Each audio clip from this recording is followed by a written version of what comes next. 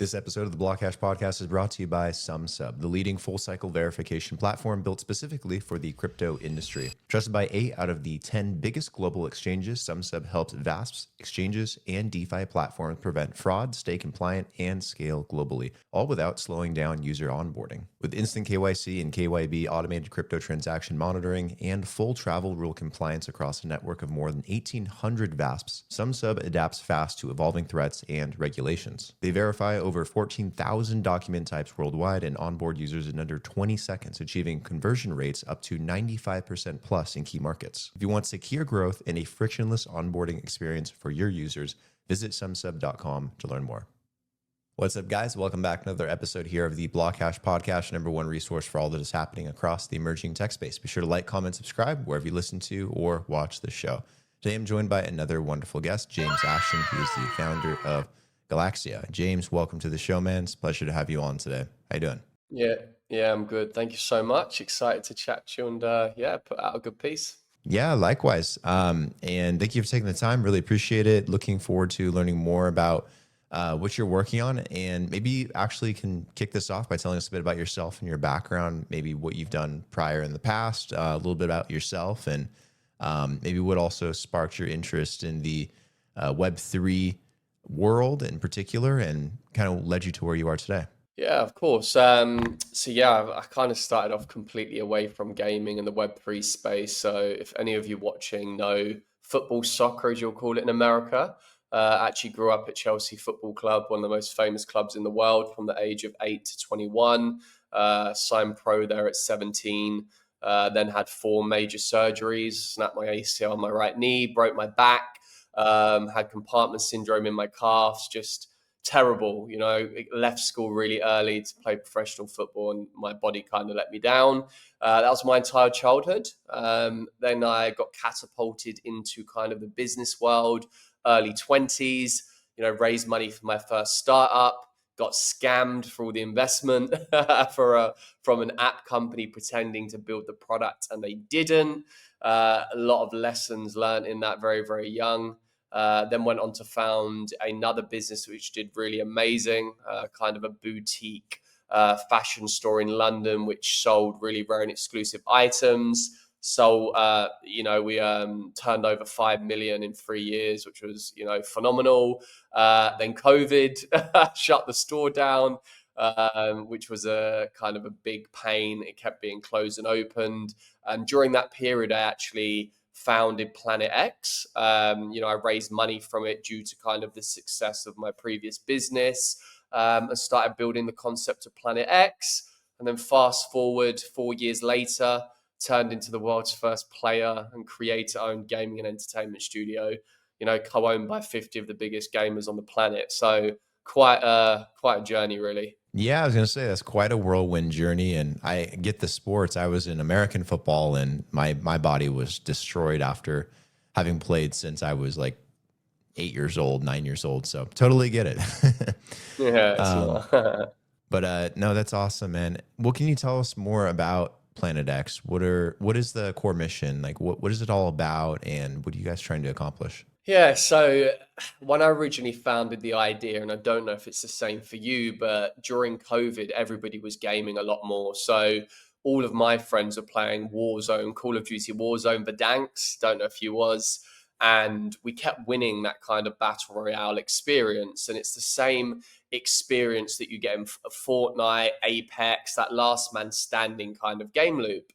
And we kept winning. And I was like, why is there not more to winning? Because you just sit and play over and over and over again. And that is when I had the concept of PlanetX. And for everyone watching, envision a giant treasure hunt where anyone can tune in. It is a treasure hunt extraction shooter, and you compete for real world prizes. So from, the latest tech, iPhones, meet and greets with celebrities, cash, you name it.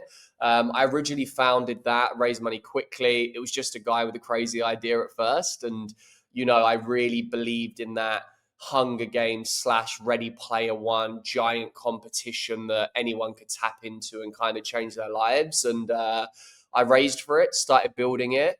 And as I was sharing that story, on social media, I happened to grab the attention of some of the biggest gamers on the planet very organically. They just saw my post, really weird. On my X page, you can actually see all of this pinned to the top. I did like a kind of little story on it. And I ended up getting a DM, James, can we jump on call? Got 3 people that want to meet you. Ended up being the 3 biggest PUBG mobile creators in the world. On that call, there was 72 million followers, Panda with 52 million, Sabu Lavino. They just said, James, we absolutely love this vision. Can we play the game? Ended up playing the game. And they were like, wow, how can we become co-owners in this? We believe this is going to resonate with mobile gamers all over the world, purely because, when someone extracts a PlayStation and shares that story on like TikTok, YouTube, it's very kind of viral, Mr. Beast style concept. They ended up showing all of their friends, professional gamers, and from about a 4-month period, we ended up signing 53, 54 of the biggest gaming creators on the planet. With a 200 million audience built into the gaming studio, which is unheard of in kind of any genre of business, whether you're in gaming, sport, fashion. You never get the best in an industry come together, and that is how Gallaxia was formed, the first on-chain gaming studio co-owned by kind of elite people. So and they believed in what I believed in. Going back to that question, what's that North Star? That North Star is a kid in Brazil who doesn't have much money, goes to work, jumps into a hunt at 8 p.m., finds a treasure chest, out pops $100,000 and changes his life. So it's very much in the motion. Brands already sponsoring us, and it's incredibly exciting. Yeah, that's really cool, man. Yeah, you mentioned working closely with creators like Panda, Levino. What patterns maybe have you seen in how elite creators like them operate, and how have they kind of taught you, or what have you maybe taken from them in terms of being able to build sustainable brands like PlanetX and Gallaxia? If you could distill down like what they're doing so well, like what were you able to take from that? I would say they're absolute experts in their craft, because when you look at the biggest creators on the planet that have huge engaged audiences, there's a reason they've managed to get huge engaged audiences. Number one, they know how to use social media.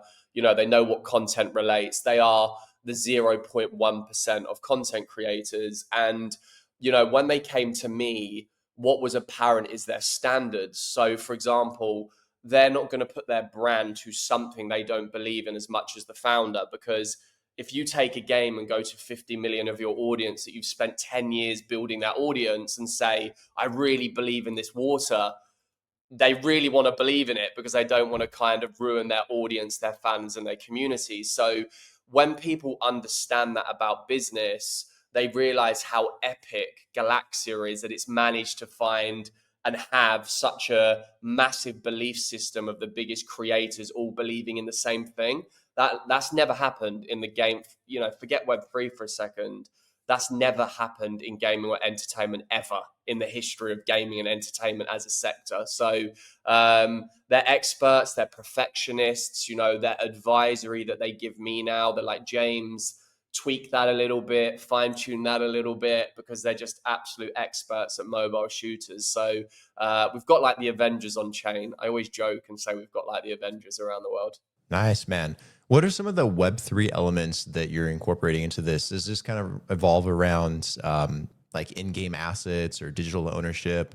Because I know that's been quite a trend amongst gaming and Web3 like collaborations. Yeah. So firstly, Gallaxia as a gaming studio is on chain. And what does that mean? It's like kind of the world's first. So when you look at Riot Games, Ubisoft, and EA, and these big publishers, they are owned by, 1 or 2 very wealthy individuals, probably sitting on a boat right now, very, very, very wealthy billionaires. And the reality is we are the first studio, because it's on chain, that can be co-owned by gamers and the public. So you imagine being like, oh, I've got a piece of this gaming studio owned by a load of gamers. And how we've done that is tokenizing ownership on chain, which also allows it's basically the payment rail. So as people buy guns in the game, the chain behind actually distributes that commission in real time to all co-owners in a transparent way, so everyone can see, how much the studio is making. And also we've tokenized equity benefits through this asset called a Gallaxian bar. So it's very, very clever, and it couldn't be done without Web3 technology on chain. But going back to what you said, also all the game assets in the games are tradable assets on chain. Interesting. What do you think this means in terms of like the next generation of like in-game economies? Because it opens up so many possibilities that I don't think we've really experienced before in traditional gaming, where you can own these assets and you can kind of, essentially create a brand or a business, or operate essentially within the economy of a game. And it just opens up so many interesting thought processes and possibilities. Like, where do you think that might take us? And I'm sure you guys are positioning for that too. Yeah, the biggest thing is, which I've got and which I've seen, is decentralized ownership. There are so many people that sit, you could be living where you live and you love this gaming studio. Traditionally, you would never be able to own any of it. You couldn't have a part of it. You're not in the right circles to be a part of it. Even for the creators, because it's on chain, they're like, wow, I can own the games that we're distributing and creating in real time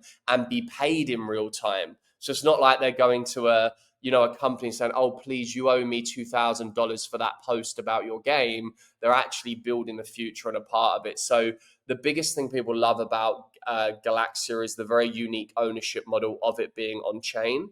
However, when it comes to the assets, digital economies do not flourish unless the game's obviously super successful, because why would someone want to trade that dragon gun if people aren't playing the game? So there's kind of two sides to the Web3 dynamic of what Gallaxia is doing. Time for a quick shout out to today's sponsor, Sumsub. Crypto is global, fast moving, and full of emerging threats. You need a verification partner that moves even faster. Sumsub combines blockchain intelligence, identity verification, and behavioral fraud detection into one powerful platform. So you can screen, score, and monitor users at every step. Their AI-powered system detects anomalies, account takeovers, and illicit wallet activity before transactions hit the blockchain, giving your compliance team superpowers. Trusted by 4,000 plus clients across fintech and crypto, Sumsub helps organizations expand into new markets with confidence while maintaining full compliance with global regulations. Whether scaling an exchange, launching a DeFi product, or securing a Web3 community, Sumsub has you covered. Check them out today at sumsub.com. Yeah, I imagine that will create quite an interesting relationship between creators and the platforms themselves, and obviously the audiences too. But I think connecting them to these platforms, to these studios, I think builds a much better relationship. I think you get better games out of it too. Yeah, 100%, 100%. They know their audiences, they know what they like, they know what resonates, and that's how I managed to get them, because they're like, James, Mr. Beast has proven the prize giveaway model. He's the biggest creator in the world through prize giveaways. If we go on YouTube and say, win $10,000 hidden in a treasure chest, they said it's going to resonate with audiences immediately. It's not hard to create content around what we're doing. So yeah, really cool. Do you imagine large AAA gaming studios would go this direction at some point? Or do you think that they're so comfortable with their model that they wouldn't necessarily want to change? And maybe the movement here is with smaller studios, indie studios, and kind of those likes. With the ownership model, they will never do what we're doing, because they're already established big shareholders. Nobody's selling EA, Tencent. These are owned by one or two individuals, and they're making extreme amount of money. So when it comes to the ownership model, no, I don't think. I think Gallaxia is actually pioneering how it's done.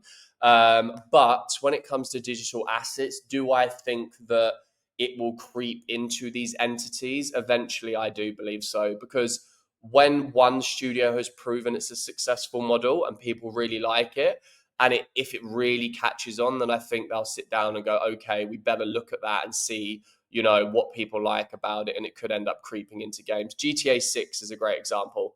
I believe that, digital ownership will creep into that game, whether it's now when it launches or a couple of years later. I do think it will come in. Yeah, it'd be nice to do some shenanigans in GTA 6 and invest into some Bitcoin. I know that. Yeah, it would. Yeah, it would. Yeah, I know that they've been talking about like something that might kind of play out there, but who knows? I mean, so many things in the world are happening before GTA 6 has even come out, so I don't know when it's coming. Agreed. So is PlanetX out now, or is that something that's kind of still in the pipeline, or where are you kind of at in terms of the production of the game? Yeah, so it's in closed beta. We're doing our first kind of closed beta public campaign in January, mid campaign. We're going to be doing Asia and South America for kind of the first two campaigns. Game's in a very polished state. As I said, we've been building for nearly 5 years. That's how I managed to onboard, all the best gamers because they played the game. We're like, wow, this is really cool. So we're just finalizing a few things, and then we're going to be announcing some dates and get some prizes out and do some hunts around Asia and South America. For those campaigns, are you going to do like any tournaments or competitions with gamers? Yeah. So there's going to be hunt hosts. There's going to be gamers actually hosting the 10-day campaigns, and every day, because the actual game loop is winning, there's going to be prizes every single day hidden on PlanetX. And then what about future titles under Gallaxia? Are you guys planning anything else? Or are you mostly focused on PlanetX right now? Or what's kind of like your guys' long-term trajectory? Yeah, so we've got a few games. Our second IP is actually ready, MVP in Q1 next year, called Go Hunt. And Go Hunt is basically Pokemon Go on steroids. So instead of hunting Pokemon, you are once again hunting prizes, brand integration. So you run outside with your camera on your phone, you scan for treasure chests, out pops, an iPhone, a free pizza, you name it. We're getting a lot of incredible feedback from families saying that, getting their kids out the house to go hunt is going to be something that's very fun. Brands are also very interested in it because it kind of connects them to that, family unit, getting people out the house. It's like a very positive thing for brands. Yeah, kind of like Pokemon Go. Yeah, it's Pokemon Go for real world prizes. It's literally very, very similar. So we're going to be hosting in end of Q1, probably our first event around that.